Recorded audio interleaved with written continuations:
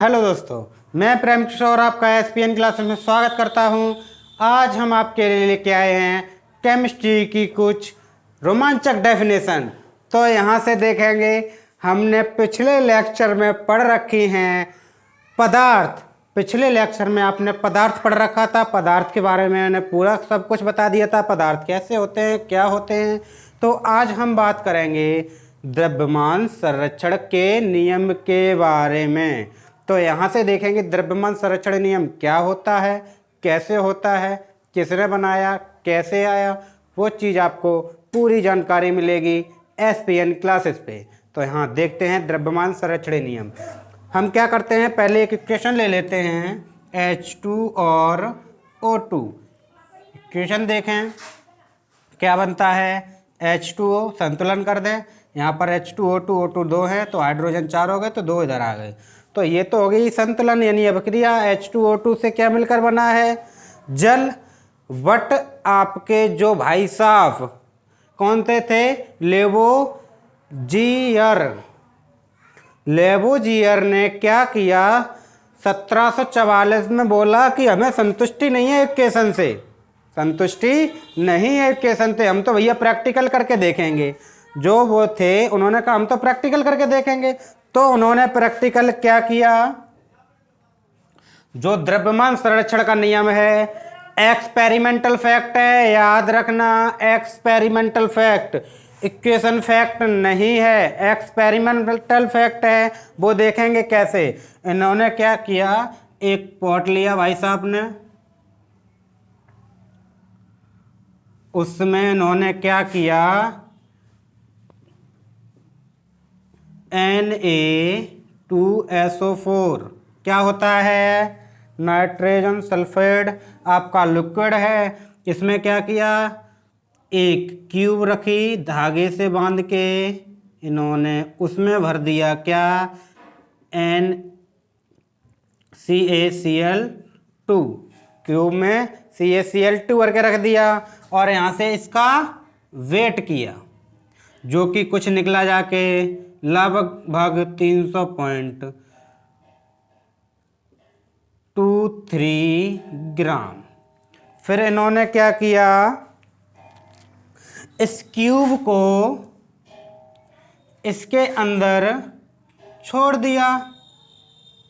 जो आपका क्यूब था यहाँ पे, क्यूब को इन्होंने वहाँ पे पलट दिया। तो इसमें रिएक्शन क्या हुई, इसमें रिएक्शन हुई तो यहाँ से NaCl बन गया और नीचे आपके CaSO4 के कण वाइट कलर के होते हैं, जो वाइट कलर के नीचे बैठ गए, जिसे बोलते हैं PTT। PTT ठोस होता है, नीचे बैठ जाता है, आपने पढ़ा रखा है PTT क्या होता है। फिर उसका इन्होंने वेट किया, वेट करने पे क्या पाया इन्होंने, जितना आपका पहले आपका वजन था, भार था, उतना ही जब उसमें केमिकल मिलाया फिर भी वेट उतना ही रहा। ये क्या हुआ, अभिक्रिया के पूर्व, और ये क्या है, अभिक्रिया के पश्चात। अब इन भाई साहब ने देखा कि अभिक्रिया से पूर्व वेट जो था, अभिक्रिया के बाद भी वही वेट है हमारे पास।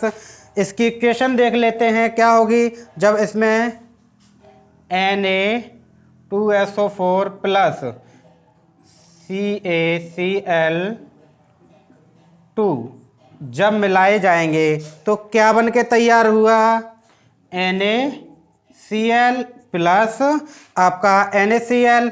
देखो Na और Cl दोनों ऐड हो गए यहाँ पे और क्या बना, CaSO4। NaCl कितने हैं, तो दो दो का गुणा हो गया इसमें, ये बन के तैयार हुआ आपका।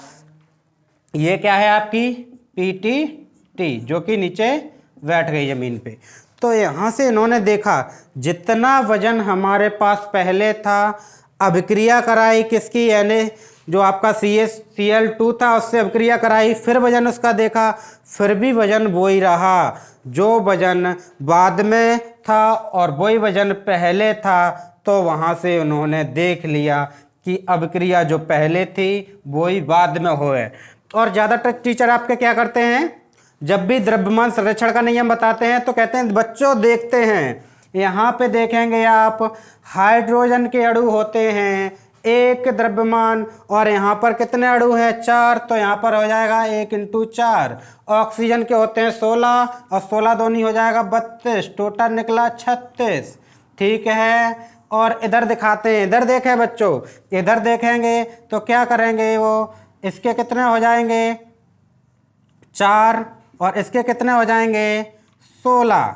यहाँ पर देखेंगे पहले इसके कितने 2 आगे लगाए तो इसके तो कितने हो जाएंगे 2, हाइड्रोजन के 2 हो जाएंगे, और आगे 2 लगा दिया, 16 2 18, 18 दूनी 36। तो वो बोलेंगे बच्चों यहाँ पर भी 36 है, यहाँ पर भी 36 है, इसका मतलब इसका द्रव्यमान सेम है। तो वो क्या है, द्रव्यमान संरक्षण का नियम, जो कि अपने आप में पूर्ण रूप से गलत है, बिल्कुल गलत। हमने अभी आपको बताया था ये एक एक्सपेरिमेंटल फैक्ट है, जब तक आप इसका एक्सपेरिमेंट नहीं करोगे तब तक द्रव्यमान संरक्षण का नियम नहीं ज्ञात कर सकते। हमने अभिक्रिया कराई, अभिक्रिया कराने से पहले वेट वही था, अभिक्रिया कराने के बाद भी वेट वही है। यहाँ से कुछ गैसें आपस में भिड़ी होंगी, उड़ गई होंगी, फिर भी वेट वही है। तो क्या हुआ, अभिक्रिया के पश्चात और अभिक्रिया के बाद भी वेट वही है। तो अब हम देखते हैं द्रव्यमान संरक्षण नियम क्या निकलता है। इसके अनुसार जो आपका वजन पहले था, जो पहले द्रव्य था वो बाद में रहा, तो वही डेफिनेशन है। इसके अनुसार द्रव्य को ना तो उत्पन्न किया जा सकता और ना ही इसका विनाश किया जा सकता है, यानी ना ही कम होगा और ना ही अधिक होगा। दूसरे शब्दों में बोले, क्या बोले, ब्रह्मांड में उपस्थित द्रव्य की कुल मात्रा, ब्रह्मांड में जितना भी द्रव है, कितना भी ब्रह्मांड, पूरा ब्रह्मांड है, पूरे ब्रह्मांड में जितना भी द्रव है, चाहे उसका वितरण हो या ना हो, उसमें कोई परिवर्तन नहीं होगा। द्रव्यमान संरक्षण नियम समझ में है, एक एक्सपेरिमेंटल फैक्ट है, जिसे किसने दिया था, लेवोजियर ने दिया था। ये तो आपकी रट्टाफिकेशन है, तो इसे याद कर लें, क्योंकि जब आपका IIT जी या नीट का टेस्ट दोगे तो ये चीज़ें पूछ ली जाती हैं। द्रव्यमान संरक्षण का नियम किसने दिया था, सन क्या थी, तो इनको भी याद करना जरूरी है बच्चों। तो हम देखते हैं अगला नियम। आई होप द्रव्यमान संरक्षण का नियम अच्छे से समझ में आया होगा। तो देखते हैं आगे, तो देखते हैं निश्चित या स्थिर अनुपात का नियम। ये नियम क्या कहता है वो चीज़ देखें। जैसे हमने जल बनाया, निश्चित या स्थिर अनुपात के नियम में हमने क्या बनाया, जल।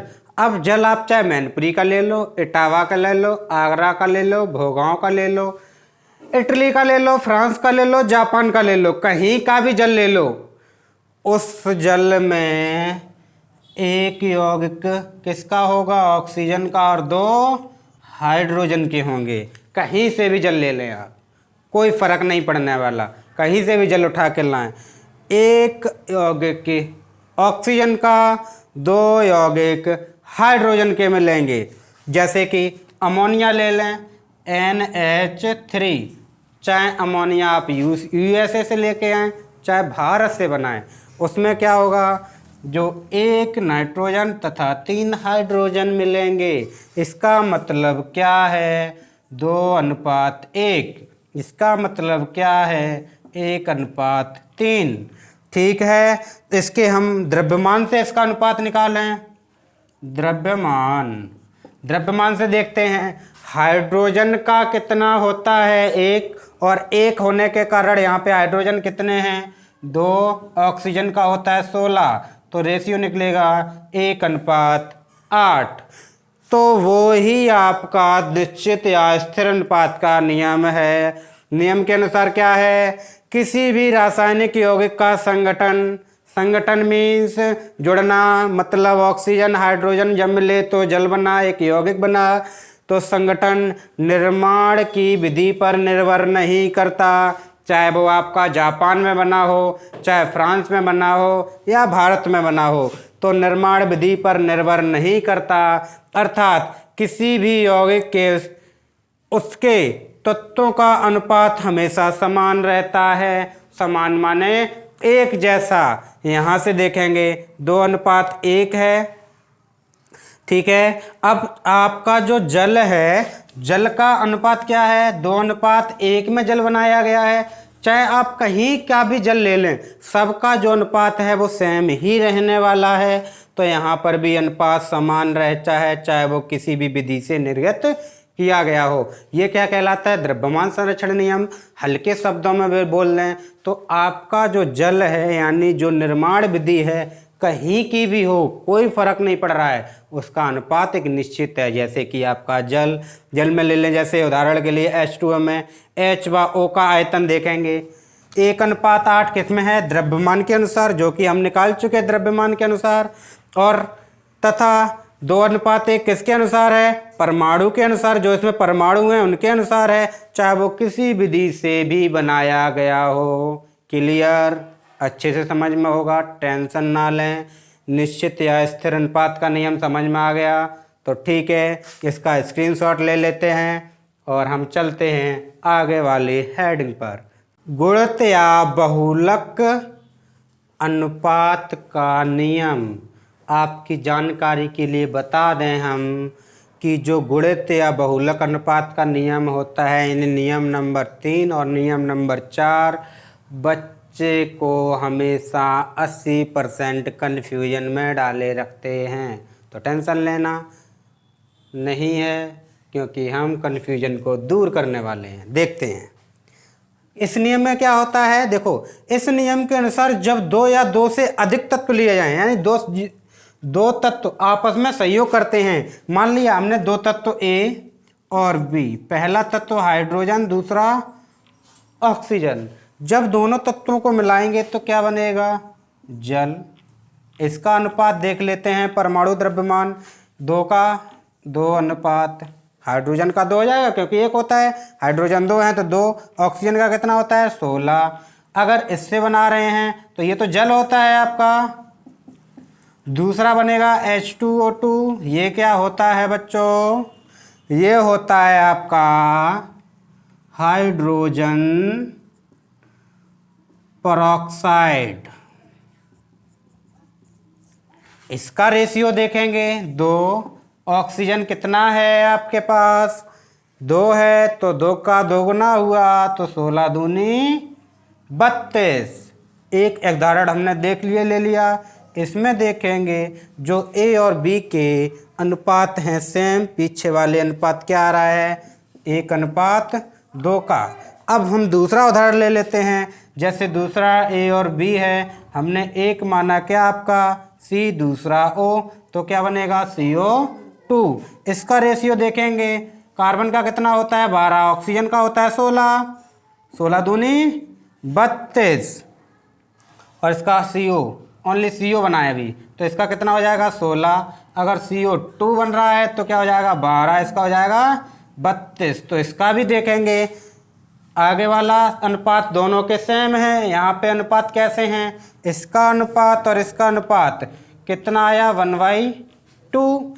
इसका मतलब ये नियम संतुष्ट करता है। इस नियम के अनुसार जब 2 तत्व A और B संयोग होने पर एक से अधिक यौगिक बनाते हैं, एक से अधिक यौगिक बना, पहले एक यौगिक बना फिर दूसरा, पहले एक यौगिक बना फिर दूसरा, एक से अधिक यौगिक जब बनाते हैं तो V के भार जो A के भार में निश्चित भारों में सहयोग करते हैं। V का भार और A का भार निश्चित सहयोग कर रहा है, देख सकते हैं आप, इसमें भी निश्चित सहयोग हो रहा है। पूर्णांकों के अनुपात में होते हैं, और जो आपके अनुपात होते हैं वो क्या होता है पूर्णांकों का अनुपात। और पूर्णांकों का अनुपात समझते हो, पूर्णांक संख्याएं कौन सी होती हैं 1 2 3 4 5 6 जो आपकी निकल के आती हैं वो पूर्णांक होती हैं। तो यहाँ पर 1:2 है, तो पूर्णांकों के अनुपात में भी हो गया, निश्चित भारों का सहयोग भी हो गया, निश्चित भारों का सहयोग हो रहा है। पूर्णांकों का अनुपात निकल रहा है, इधर भी निश्चित भारों का संयोग हो रहा है, पूर्णांकों का अनुपात निकल रहा है। तो इस नियम को क्या बोलते हैं? गुणित या बहुलक अनुपात का नियम। क्लियर है? व्युत्क्रम अनुपात का नियम। इस नियम के अनुसार क्या होता है? दो या दो से अधिक पदार्थ, हम दो या दो से अधिक पदार्थ ले रहे हैं, ए, बी और सी। दो या दो से अधिक पदार्थ लिया, पहला ले लिया हमने हाइड्रोजन, ऑक्सीजन, और सी फॉर कार्बन और सी फॉर सी। तो हमने 3 पदार्थ ले लिए, दो या दो से अधिक पदार्थ ले रहे हैं, हाइड्रोजन, ऑक्सीजन और कार्बन सी का सी है और सी फॉर सी भी है। ठीक है, तो यहाँ से हमने दो या दो से अधिक पदार्थ लिए, तो इनकी क्रिया कराई। यहाँ से क्रिया कराने के बाद आपका बनता है H2O। इसकी क्रिया कराएंगे तो मेथेन, इसकी जब क्रिया कराएंगे तो CO2। तीनों की क्रिया कराने से मिला। अब इसका हम रेशियो देख लें। हाइड्रोजन का अणुभार रेशियो देखना है, तो हाइड्रोजन का अणुभार रेशियो, एक हाइड्रोजन का होता है, हाइड्रोजन के 2 हैं तो 2:16। इसका देखेंगे हम, इसका कितना होता है? इसका होता है 12 और इसका होता है 4, क्योंकि हाइड्रोजन का एक होता है तो कितना हो जाएगा? 12:4। इसका होता है 12 और इसका कितना होता है? 16 दूनी 32। ठीक है, हमने यहाँ पे कर चुके हैं। अब देखेंगे इसका जो रेशियो निकलेगा कितना निकलेगा? 1:8। यहाँ पे देखेंगे सिचुएशन दोनों की सेम मर रही हैं। इसके अणुभारों को जब हम लेंगे तो इसका रेशियो निकल के आएगा 1:8, जो कि किसके बराबर निकला? आपका 3 प्रोडक्ट लिए थे, 3 आपके अवयव लिए थे, 3 पदार्थ लेके हमने तीनों की रिएक्शन कराई, 2 आपके सेम निकले, इन दोनों का अलग अलग किसके बराबर निकला? एक प्रोडक्ट के बराबर निकला। तो वही इक्वेशन कहती है व्युत्क्रम अनुपात का नियम। इनके व्युत्क्रम का अनुपात यानी इनके उल्टा और इनके उल्टा के दोनों को लिया तो वो किसके निकला? पहले के जाके। इस नियम के अनुसार दो या दो से अधिक पदार्थों के भार जो रासायनिक रूप से अलग अलग किसी तीसरे पदार्थ से समरूप भारों से क्रिया करते हैं। तीसरा पदार्थ हुआ, 2 पदार्थ से मिलकर उनके व्युत्क्रम जो लिए गए थे वो किसके समरूप निकले? आपके तीसरे पदार्थ के समरूप निकले। तो यहाँ से समरूप भारों से क्रिया करते हैं। परस्पर क्रिया करने वाले भार ही क्या होते हैं? उनके सरल गुणित। देख लेंगे इसके और इसके ये आपस में कैसे हैं? सरल गुणित हैं। तो आपको व्युत्क्रम का नियम आ गया समझ में। तो इसी के साथ फटाफट स्क्रीनशॉट मारें। आइए, व्युत्क्रम अनुपात का नियम अच्छे से आ गया। ठीक है, तो हम इसी तरह की आगे डेफिनेशन लाते रहेंगे। तो आगे वीडियो में और वीडियो को आगे देखने के लिए हमारे चैनल को सब्सक्राइब और वीडियो को लाइक करना ना भूलें। Thank you.